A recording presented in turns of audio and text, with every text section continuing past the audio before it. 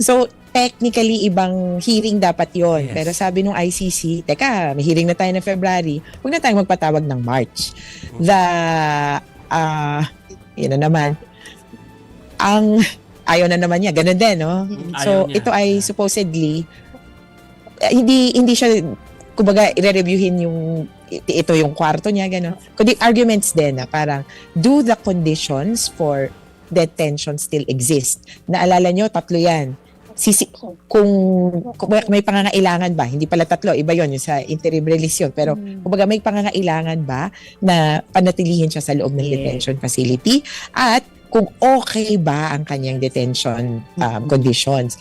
Posibleng makarinig tayo ng report mula sa medical team. Kasi, kaya lang hindi ko alam kung gaano ka public, maka-i-redact yun.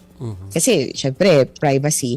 Pero posible ding makarinig tayo ng patungkol sa anong kalagayan niya doon. Like, baka pwedeng pumunta kasi doon yung custodial officer, sasabihin niya, okay naman siya, ang gising namin, 7 o'clock, wake up time.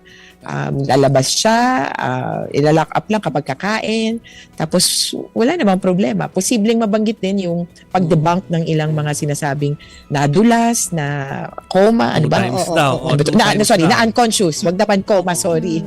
At saka also, di ba, Attorney Conti, para din ma-justify yung ICC na nasa kanila pa rin siya, yung akusado o yung respondent na nasa kanilang, kumbaga, kustodiya pa rin. Kaya kinakailangan every certain period of time, i-review yun. Ano lang talaga yon? Is the detention still necessary? Yes. So, hindi siya dadalo doon na ayaw niya pumunta. Pero kakailanganin pa ng separate approval ulit ng ano yan ng korte, ng pre-trial chamber. So, sinasabi ba natin na may possibility na sa Friday makikita ng mga supporters niya ang dating Pangulo? Yes. Kahit nga sa Thursday, ako sa kanya, sisipot ako eh. Di ba? Kasi depends. Yun eh, di ba? So, choice talaga niya, sa totoo lang. Pero itong sa detention review, tingnan natin kung anong kalalabasan ng decision ng judges.